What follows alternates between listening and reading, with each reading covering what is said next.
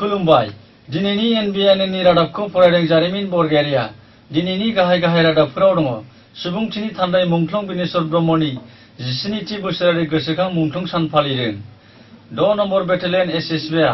Truck गारिजों लोगोसे गोबां बिबांनि फेग्रा मुवा जब्द खालामदों बर' हारिमु मुंख्लं बिनेश्वर ब्रह्मनि बिहोमाखौ माब्लाबा बावनो हाया इउजि ब्रह्म आरो बिए नैथि बोसोराव फरायनाय फरायसाफोरा स्पेशल टेट होनो मोननांगौनि दाबि दानिया फैदो आबुं रादाबाव कक्राझार सहरनि साखाथि सान्दामारियाव थानाय सुबुंथिनि थान्दै मुंख्लं बिनेश्वर ब्रह्मनि मांखरसालियाव बर' थुनलाइ आफादनि आरो बिनेश्वर ब्रह्म फोथायफुनजि आफादनि बानजायनायाव सनिबाराव गुबुन बायदि देग्लायबो मुंख्लं बिनेश्वर ब्रह्मनि 17थि थैनाय सानखौ सानसेनि हाबाफारिजों फालियो मुंख्लं साननि हाबाफारि बायदियै फुंबिलियाव बर' थुनलाइ आफादनि फिरफिलाखौ बिरहोयो बर' थुनलाइ आफादनि आफादगिरि थरेन बर'आ बिनि उनाव मुंख्लं बिनेश्वर ब्रह्मनि मांखर आरो सावगारियाव मान बावो बिटिसिनि मावफुं सोद्रोमा धनेश्वर गयारी आरो मुंख्लं बिनेश्वर ब्रह्मनि नखरनि सोद्रोमाफोरा बिनि उनाव फारि गुबुन आफाद गौथुमफोरनि दैदेनगिरि बर' राव हारिमु मोजां मोनग्रा रायजो राजाफोरा बिबारजों मान बावो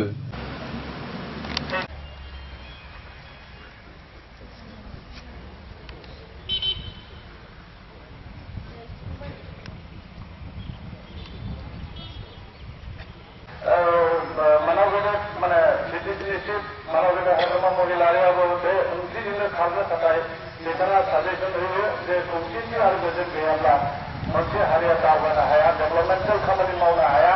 बेफोर खोथाखौ रायखांनायनि सम जोंहा फैदों आरो जों बुजिलायनायनि मोनसे सम फैदों गावजों गाव अनलायलायनायनि सम फैदों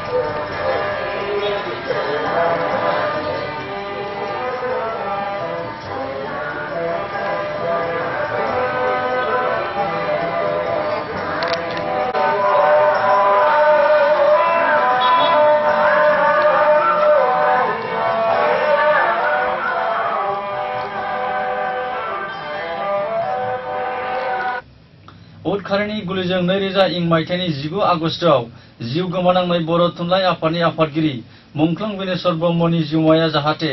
सोरगोआव आलो गोजोनै जायगा मोनो बिनि थाखाय 1 मिनिट मुंख्लं दाहा हगारनायजों लोगोसे मुंख्लं बिनेश्वर ब्रह्मनि फोथायफुनजि आफादनि सायाव मोनसे सावरायमेल खुंफुंनाय जायो आफादारि आयदानि सावरायमेलखौ बर' थुनलाइ आफादनि आफादगिरि थरेन बर'नि दैदेननायाव खुंफुंजानाय सावरायमेलाव बाहागो लायो बिटिसिनि मावफुं सोद्रोमा धनेश्वर गयारी बारग' रायजो सभानि एमपि उरखाव ब्रह्म बिटिसिनि सोलोंथाइ बिफाननि बिथोनगिरि रबि शंकर बरगयारी बारग' बर' थुनलाइ आफादनि आफादगिरि ब्रजेन्द्र कुमार ब्रह्म डक्टर कामेश्वर ब्रह्म बिबि इन्जिनियारिं फरायसालिमानि गोरायुं कमल कुमार ब्रह्म मिरु एबसुनि बुंथिगिरि जयन्त बसुमतारीजों लोगोसे गोबां बर' हारिमु मोजां मोनग्रा आरो बर' थुनलाइ आफादनि सोद्रोमाफोराबो बाहागो लायो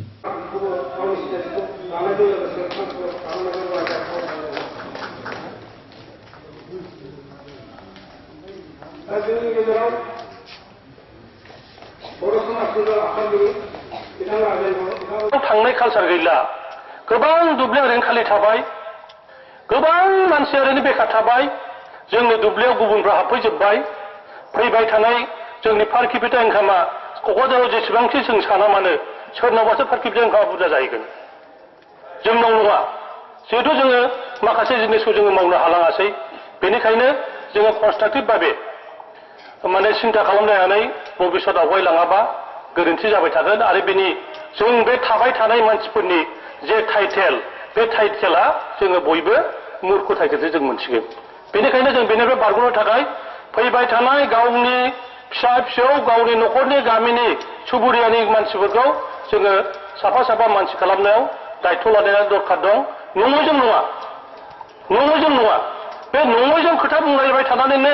नै बाथ्राखौ सावरायबाय थानानै जोङो दिनै मोनफा मोनफा गल जाबाय थाबाय बे गलाव जाहाथे जोंनि फिउचार जेनेरेसन थाङा बेनिखायनो नोंथांमोना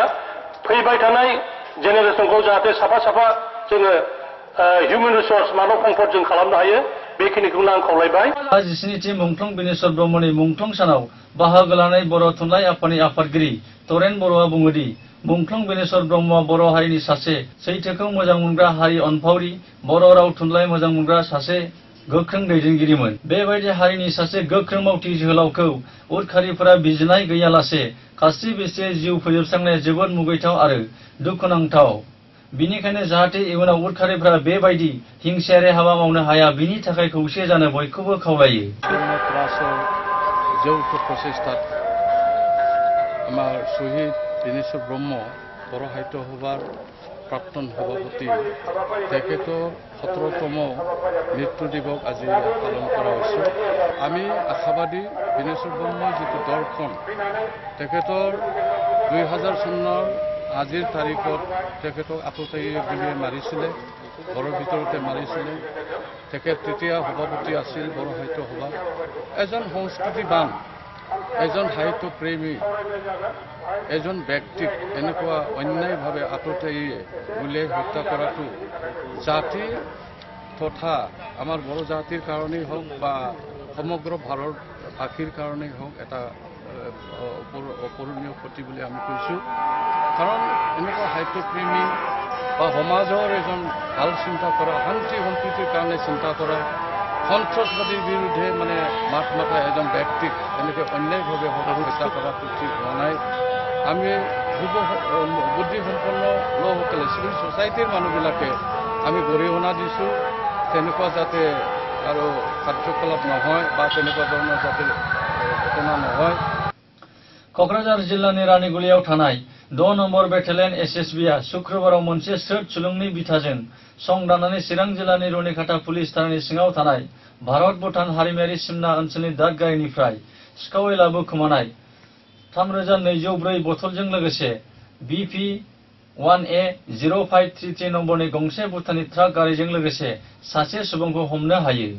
हमजानाय सुबुंखौ रुनिखाता पुलिस थानानि सिङाव थानाय सान्थिपुर गामिनि थागिबि भानु लामा होननानै सिनायथिनायजों लोगोसे रिजाराव थानाय पुलिसनि कास्टमाव दैथायहरनाय जायो होननानै एसएसबीनि सुलुङाव फोरमायदों। मख'नाय जायोदि हमजानाय लाव लाव फेग्रा मुवानि बेसेना 8,84,195 रां जागोन होननानैबो एसएसबीनि सुलुङाव फोरमायबावदों। बर' थुनलाइ आफाद आरो मुंख्लं बिनेश्वर ब्रह्मनि फोथायफुंजिनि बानजायनायाव सनिबार क'क्राझार सहरनि सान्दामारियाव थानाय मुंख्लं बिनेश्वर ब्रह्मनि मांखराव बिबारजों मान बावनाय हाबाफारियाव बारग' रायजो सभानि एमपि उरखावग्रा ब्रह्मआ बुङोदि 2000 मायथाइनि 19 आगस्टआव उदखारिनि गर 14 गुलिजों खास्रि बिस्रि जिउ खोमानांनाय बर' थुनलाइनि आफादगिरि आरो गोख्रों दैदेनगिरि मुंख्लं बिनेश्वर ब्रह्मखौ गोसोखांनानै बुङोदि बर' रावखौ भारत हादराव 8थि फारिलाइयाव थिसननाय आरो बर' रावखौ मुलुग दरबाराव सिनायथि होनो नाजानाय लामा दिन्थिगिरिया बिनेश्वर ब्रह्म। बिनि बिहोमाखौ बुंनानै फोजोबनो हाया आरो आं माब्लाबाबो बावनो हाया होननानैबो ब्रह्मआ बुंबावो।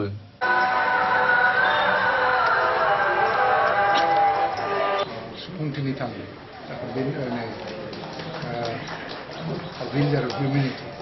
হিউমেনিটিটো মানে শান্তিৰ লগত জড়িত আছে। আজিৰ দিনটো যদি শান্তি সমন্বয়ৰ যাত্ৰা আমি যদি উলিয়াওঁ, এই দিনটো এনেকেই যদি আমি মানে উদযাপন কৰা হয় বিভিন্ন জনগোষ্ঠীৰ মানুহক লৈ, কাৰণ এইটো অঞ্চল বিভিন্ন জনগোষ্ঠীৰ মাজত যিটো এটা শান্তি সম্প্ৰীতি সেইটো ৰক্ষাৰ ক্ষেত্ৰত বহুত ধৰণৰ ভাবুকি আহি থাকে। যি সময়ত দীনেশ্বৰ ব্ৰহ্মই মৃত্যুবৰণ কৰিছিল সেই সময় যথেষ্ট জটিল সময় আছিল বড়োসকলৰ কাৰণে আৰু অন্যান্য জনগোষ্ঠীৰ কাৰণে। বড়ো ভাষা যে আজি 8ম অনুসূচীত অন্তৰ্ভুক্ত হ'ল ভাৰত সংবিধানত, দীনেশ্বৰ ব্ৰহ্মৰ যিটো অৱদান সেইটো আমি পাহৰিব নোৱাৰোঁ। কাৰণ দিল্লীত গৈ ৰাষ্ট্ৰ নেতাসকলক তেওঁ বুজাইছিলে আৰু কনভিন্স কৰাব পাৰিছিল যে বড়ো ভাষা কোনো মানে গুৰুত্বপূৰ্ণ ভাষা, ভাৰতবৰ্ষৰ কাৰণে প্ৰাচীন ভাষা হিচাপে কিয় গুৰুত্বপূৰ্ণ ভাষা সেইটো বুজাব পাৰিছিল। আৰু সেই কাৰণে দিল্লীত বহুত ছেমিনাৰো কৰা হৈছিল। ৰাষ্ট্ৰ নেতাবিলাকে সেইটো শুনি পেলাই একটা সম্মত হয়েছিল যে বড় ভাষাটো অষ্টম অনুসূচী অন্তর্ভুক্ত কৰিব লাগে অন্তৰ্ভুক্তি হৈ গ'ল আৰু আজি বিনেশ্বৰ ব্ৰহ্মই তেওঁৰ মৃত্যু হোৱাটো আমাৰ কাৰণে ডাঙৰ ক্ষতি অপূৰণীয় ক্ষতি হয় थांनाय 31 जुलाइआव आसाम सरकारनि सोलोंथाइ बिफाननि आरएमएसआ फोसावनाय गोजौ फरायसालिनि फोरोंगिरि मासिनि टेट आनजादाव बीएड उथ्रिसार जानो हानाय फरायसाफोराल' साख्रि एबा टेट आनजादाव आर'ज बिलाइखौ गथायनो मोनो होननानै फोसावनायाव मेगन गुनु लाइमोन सेंग्रा सिख्लाफोरा थामहिनबा बीएड नैथि बोसोराव फरायनाय फरायसा फरायसुलिफोरा गोख्रों अजद दैखांदों शनिबाराव क'क्राझार बीएड फरायसालिमानि नैथि बोसोराव आगान होनाय फरायसाफोरा खौरांगिरि मेलाव बुङो दि एनसिटिआ 2010 मायथाइयाव फोसावनाय आयेन बायदि जायफोर बिनायसाया बीएड थाखोआव नैथि बोसोराव फरायबाय थानाय फरायसाफोरा टेट आनजाद लिरनो मोननायनि खाबु मोननांगौ नाथाय आसाम सरकारा बीएड उथ्रिसार जानो हानाय बिनायसाफोरखौल' टेट आनजादाव खाबु होनाया जोबोद दुखुनांथाव होननानै बुङो आरो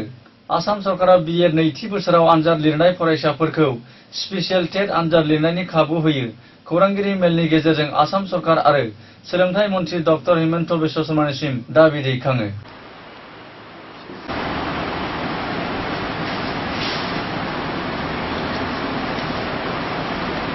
যোৱা 31 জুলাই 2017 তাৰিখে আৰএমএছে অসম এটা বিজ্ঞাপন জাৰি কৰিছিল এই বিজ্ঞাপনত আৰএমএছে special TET 842-80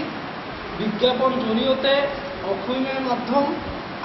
আৰএমএছে special TET 842-2017-85 Bengali medium আৰএমএছে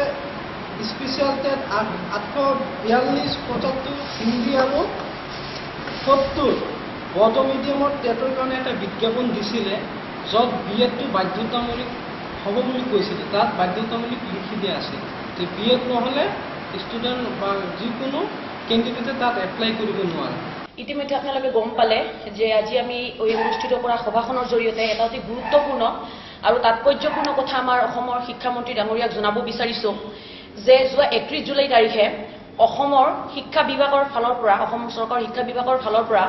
যিটো টেটৰ মাধ্যমিক স্কুলবিলাকৰ মাধ্যমিক বিদ্যালয়ৰ বাবে যিটো টেটৰ এডভাৰটাইজ ওলাইছে বিজ্ঞাপন ওলাইছিল সেই বিজ্ঞাপনৰ জৰিয়তে আমি গম পালো যে মাধ্যমিক বিদ্যালয়সমূহৰ টেটত এপ্লাই কৰিবলৈ হলে অৰ্থাৎ শিক্ষকৰ যোগ্যতা নিৰূপণ প্ৰক্ৰিয়াত এপ্লাই কৰিব হলে আমাক বিএডটো মাষ্ট বুলি কৈছে অৰ্থাৎ বিএড ডিগ্ৰী আমাৰ থাকিব লাগিব কিন্তু আমি ইয়াতে এটা দাবী উত্থাপন কৰিব বিচাৰিছো যে আগতে যেটো বিএড এবছৰ আছিল সেই কাৰণে কোনো ধৰণৰ অসুবিধাৰ সন্মুখীন হ'ব লগা নাছিল বৰ্তমান বিএড দুবছৰীয়া কোৰ্স হৈছে সেই কাৰণে মানুহে অতি টকা পইচা খৰচ কৰি ব্যক্তিগত খণ্ডৰ শিক্ষানুষ্ঠান বিলাকত তেওঁলোকে বিএড ডিগ্ৰী লৈ বৰ্তমান সময়ত একমাত্ৰ টেটত এপ্লাই কৰাৰ কাৰণে বহুত আশা লৈ আছে গতিকে এই খবৰ যোগেদি আমি শিক্ষামন্ত্ৰী ডাঙৰীয়াৰ ওচৰত জনাব বিচাৰিছো যে যিসকলে এইবাৰ বিএডৰ ফাইনাল ইয়াৰ কমপ্লিট কৰিলে অৰ্থাৎ এক্সাম ক্লিয়াৰ কৰিলে কিন্তু এতিয়ালৈকে ৰিজাল্ট দিয়া নাই তেওঁলোকক যাতে এই টেট পৰীক্ষাত বহিবলৈ বা অৱতীৰ্ণ হ'বলৈ এটা সুযোগ দিয়ে নহলে আমাৰ যিখিনি আশা বা আমাৰ যিখিনি সপোন সেইখিনি সম্পূৰ্ণৰূপে ভাঙি যাব আমি মানসিকভাৱে ভাগি পৰিম গতিকে তেনে স্থলত বাকি যিবিলাক ৰাজ্য তেনে ৰাজ্যসমূহত টেটত এপ্লাই কৰিবৰ কাৰণে বিএডটো যদি আমি এপিআই কৰি থাকো তেতিয়াহ'লে তেনে ক্ষেত্ৰত কোনো ধৰণৰ অসুবিধাৰ সন্মুখীন হ'ব লগা নহয় গতিকে এইটো আমি অসম চৰকাৰৰ ওচৰত দাবী জনাইছো যে আমাৰ যি অসমৰ টেটৰ যি ব্যৱস্থা সেই ব্যৱস্থাত যাতে বিএডত পঢ়ি থকা যিবিলাক ছাত্ৰ ছাত্ৰী অৰ্থাৎ যিসকলে বিএড ক্লিয়াৰ কৰিব ওলাইছে তেওঁলোকেও যাতে এপ্লাই কৰিব পাৰে তাৰ কাৰণে আমি এই দাবী উত্থাপন কৰিছো অসমৰ শিক্ষামন্ত্ৰী ডাঙৰীয়াৰ ওচৰত रादाबखौ फोजोबनायनि सिगां गाहाय रादाबफोरखौ फिन खेबसे फरायफिनबावदों सुबुंथिनि थान्दै मुंख्लं बिनेश्वर ब्रह्मनि 17थि बोसोरारि गोसोखां मुंख्लं सान फालिदों 6 नम्बर बेटेलियन एसएसबिआ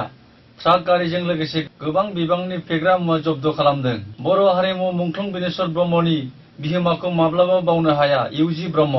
आरो बीएड नैथि बोसोराव फरायनाय फरायसाफोरा स्पेशल टेट होनो मोननांगौनि दाबि बेजों लोगोसे जोंनि रादाबा एसेनोसै गोजोन्थों।